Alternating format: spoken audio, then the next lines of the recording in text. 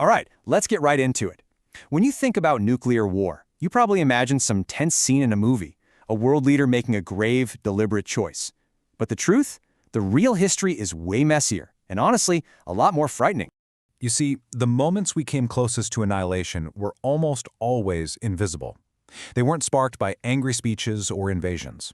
They were triggered by things like computer glitches, simple misunderstandings, and, believe it or not, sometimes just animals. Yeah, you heard that right, a bear. And to understand how on earth that could happen, we need to pull back the curtain on the official stories and look at the terrifying split-second reality of how our nuclear defense systems were actually built to think. So let's go there.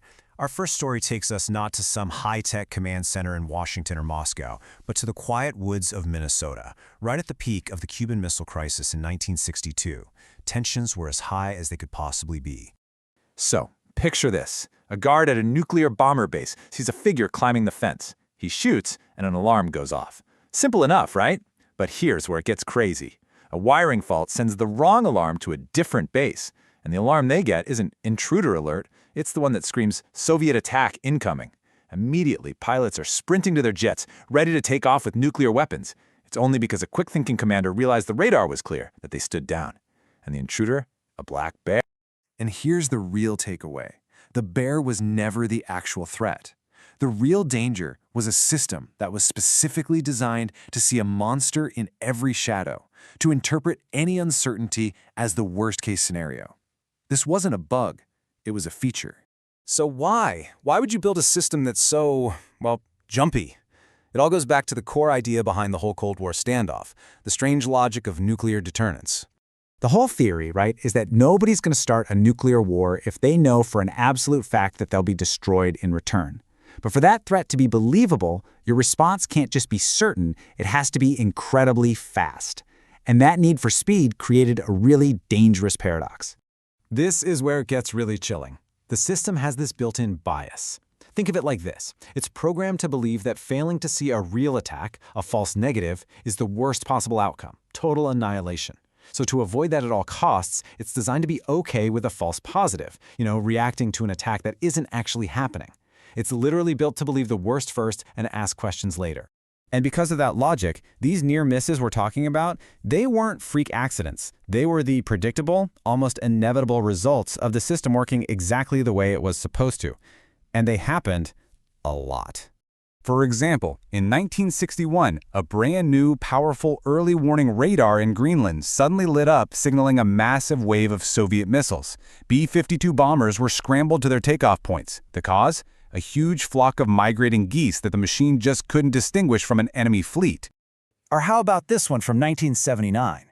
A technician at NORAD, the nerve center of U.S. air defense, accidentally runs a training simulation on the live system.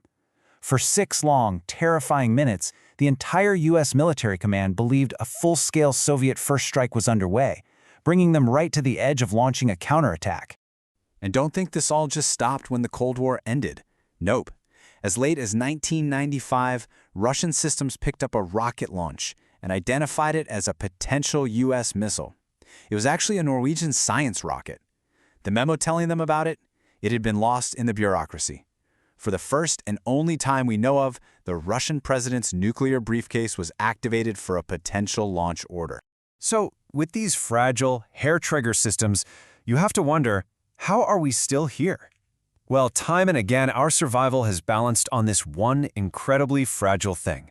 A single human being under immense pressure making the choice to doubt the machine. Just imagine you're Lieutenant Colonel Stanislav Petrov on September 26, 1983. The sirens are blaring. The screen flashes one missile launch from the U.S. Then a second, a third, a fourth, a fifth. Your orders, your training, your duty, it's all crystal clear. You are to report a nuclear attack up the chain of command immediately.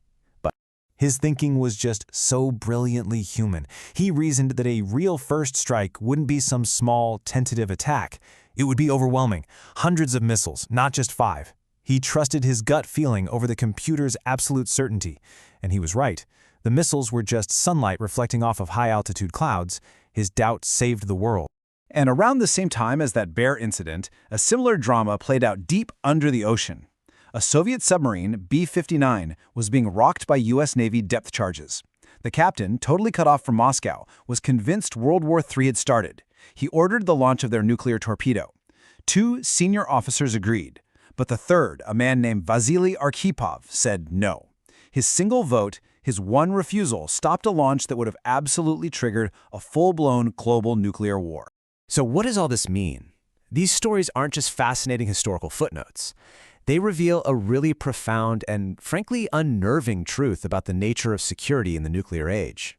When you look back, our greatest defense wasn't our technology. It wasn't our policies. It was the quiet, uncelebrated courage of a few individuals to simply hesitate, to take a breath, and question the very systems they were trained to obey without thinking. And that lesson is more important right now than ever before. Because today, the risks are even more complicated. Think about cyber warfare or AI-powered warning systems. The decision times are shrinking from minutes down to seconds. And an AI doesn't get rid of human error. It just buries it in millions of lines of code. An AI might give you an alert that seems 100% certain, making it that much harder for a person to question. And that leaves us with a final, really unsettling question. If the one thing that has consistently saved us from catastrophe is a single person breaking the rules and disobeying the system, then just how safe is that system really? What happens the next time the alarms go off when everything is faster, more automated, and more convincing than ever, and there's no time or no one there to doubt?